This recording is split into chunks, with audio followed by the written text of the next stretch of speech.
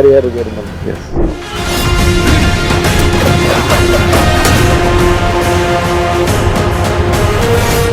Harihara వీరమల్లో character ఏంటి అసలు? బలోచి పఠాన్ అండి, టఫ్ పర్సన్. అదే పఠాన్స్ అంటే అలాగే ఎగ్జాక్ట్.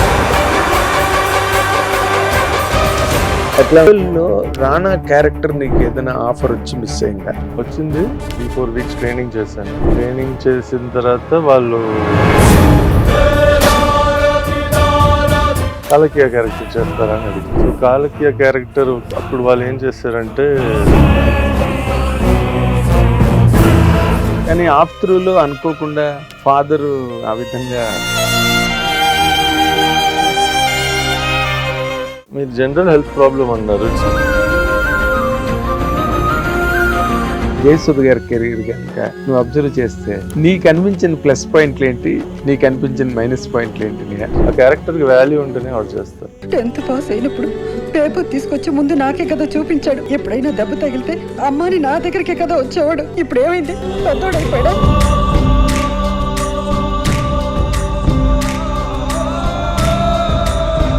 జయసుధ గారు ఏదో హాలీవుడ్ సినిమాలో కూడా ఏదో చేస్తున్నారు.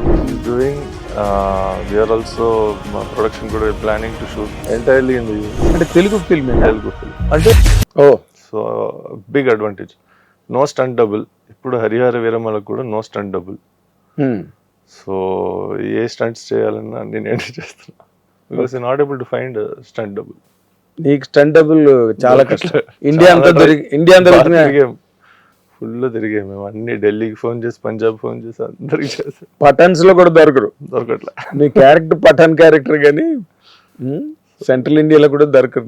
దొరకట్లా. అది అడ్వాంటేజా డిసడ్వాంటేజా నీకు?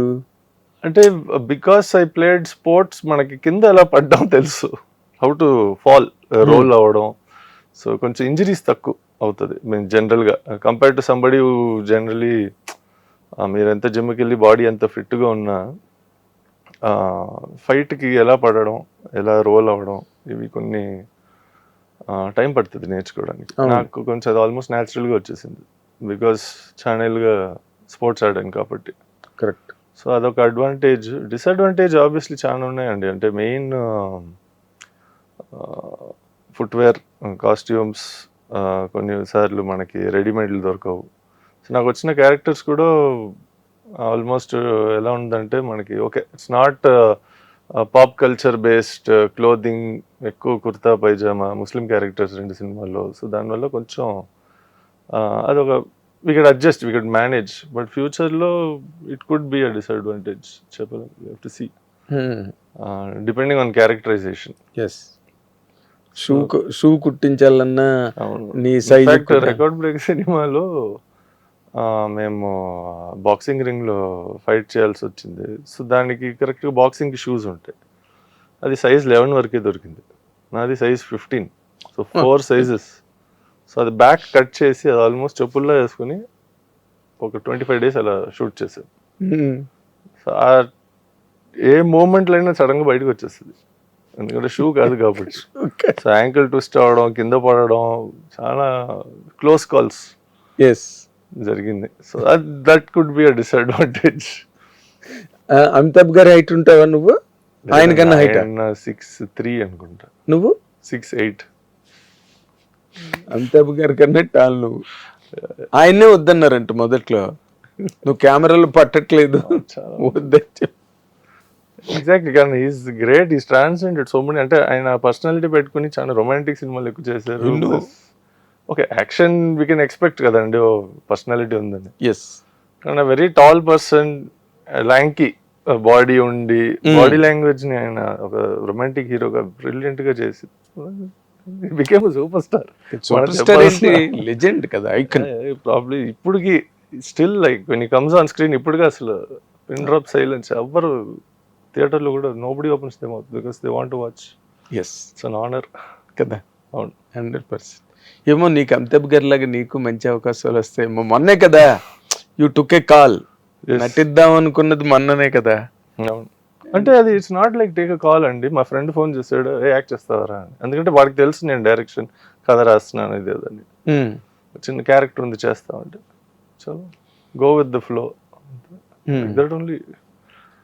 మనకి ఐ డోంట్ హ్యావ్ లైక్ నేను యాక్టర్ అవ్వాలి, I want to become the best actor in the world, అలాంటి ambition is not. I want to do good movies, I want to be part of good movies, and I want కొన్ని అదేంటి opportunities where I can also showcase whether I can act truly or not అని.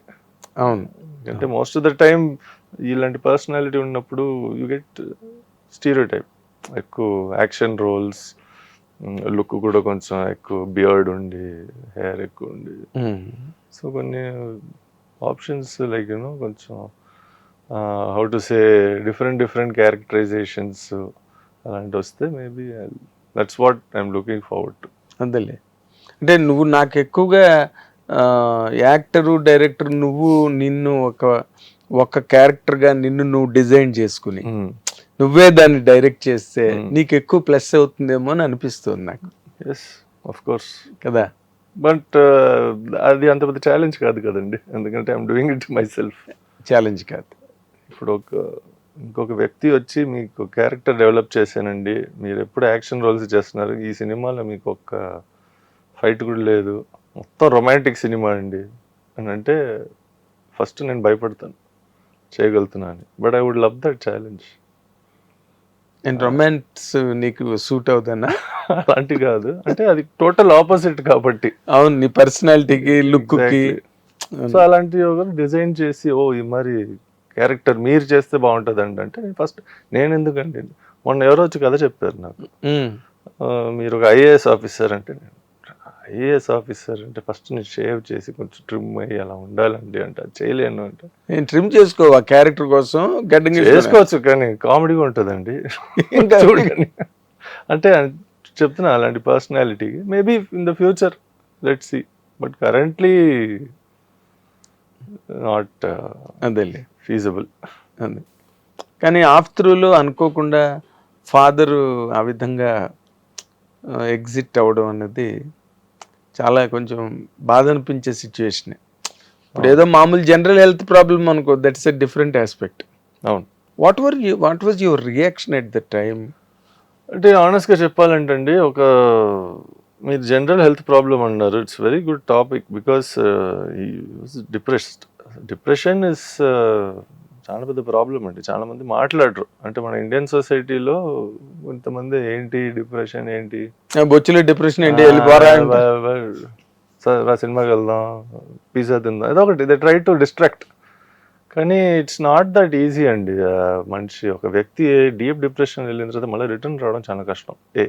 B ఆయనకి ఏమంటే he was always very fit man, and he is diabetic for many years. So పోతూ health because of diabetes, నీ got diabetes very young age, 28-29 ఇయర్స్లోనే వచ్చింది. కానీ ఆయన ఒక almost 35 years maintain చేశారు బాడీ. కానీ ఒక ఏజ్కి రావడానికి ఆ బాడీ కొంచెం డిటీరియేట్ అవ్వడం డయాబెటీస్ వల్ల, దానివల్ల ఆయనకి ఇంకా ట్రిగర్ డిప్రెషన్ ఇంకా అవ్వడం. అంటే వర్క్ వైజ్ లాసెస్ గెయిన్స్ అన్నీ ఉంటాయి, అప్స్ అండ్ డౌన్స్ ఉంటాయి. కానీ హెల్త్కి ఆయనకు ఆల్మోస్ట్ ఒక పాయింట్కి వచ్చారు ఆయన, నేను ఎంత జిమ్కి వెళ్ళినా, నేను ఎంత ఎక్సర్సైజ్ చేసినా, నేను హెల్త్ అదేంటి పర్సనాలిటీ కొంచెం స్లిమ్ అయిపోయి ఫీలింగ్ shrink అయిపోయారు. దట్ హ్యాపెన్స్, మసిల్ డీజనరేషన్ ఇవన్నీ. సో అది ఆల్సో యాడెడ్ అన్నమాట ఆయనకి అది.